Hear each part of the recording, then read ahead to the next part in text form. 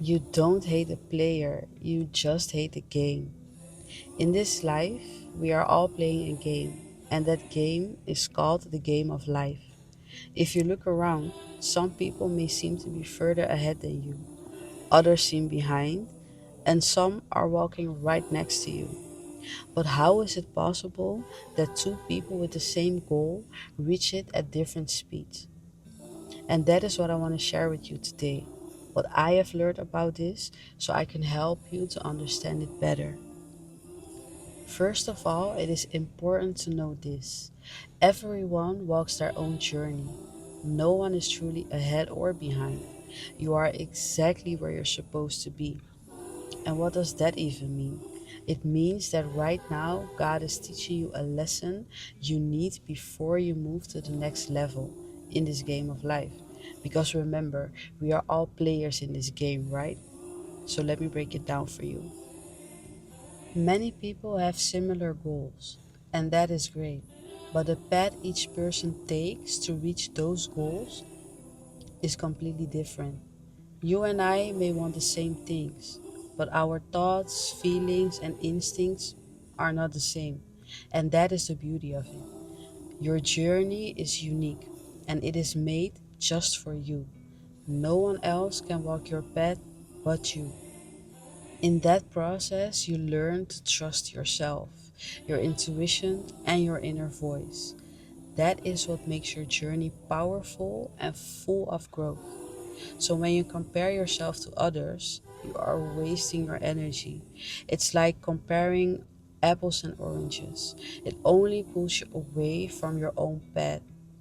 So come back to your lane and stay focused on your road.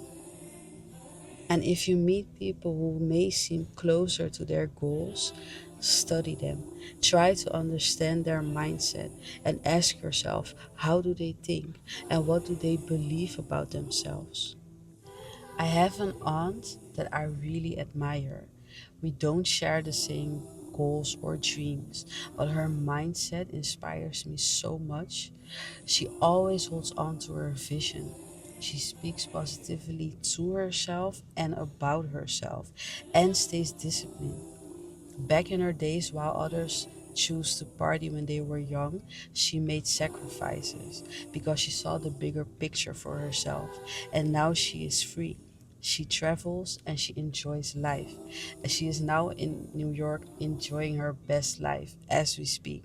And yes, those same people back in her days are envious about her right now. And why is that? Because they hate the player, because they don't understand the game. But she doesn't care about that. I also know a guy from my neighborhood. He used to hang out on the same street every day with his friends. They were all in the same circumstances, but his friends chose to complain every day. But his mindset was different.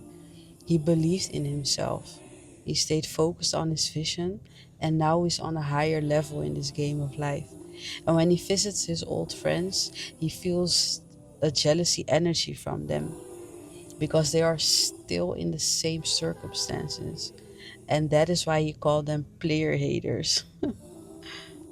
So my aunt and that guy from my neighborhood are two completely different people, but they both have one thing in common. They never stop believing in themselves. They hold on to their vision, and that is the key to success. A couple of years ago, I read a book called Think and Grow Rich by Napoleon Hill. My favorite chapter is about autosuggestion, a technique where your thoughts and emotions shape your subconscious mind through positive affirmations and visualizations. And that, my friend, that is the real secret to winning in this game of life. You win by thinking right, by believing in your own power. And that is how I believe that you create your own heaven on this earth. It may sound easy, but it is not. Because some days I think positive about myself and other days not at all. And if I look at the people around me who have those days when they think negative about themselves, I'm always the person that stands there to encourage them to think positive about themselves, and I am tired of being kind to everyone in those moments except myself, and I want to change that. So I train my mind. When negative thoughts come, I remind myself that it is okay. And I'm learning, and now I'm trying to be gentle with myself. And I encourage you that if you are on the same page as me, I want to encourage you to be gentle with yourself too. So if you are someone just like me who lifts others up and helping them feel better, then start doing the same for you. Talk to yourself the way you talk to your friends. You deserve that same kindness, because when you become your own source of support, you will start winning in this game of life.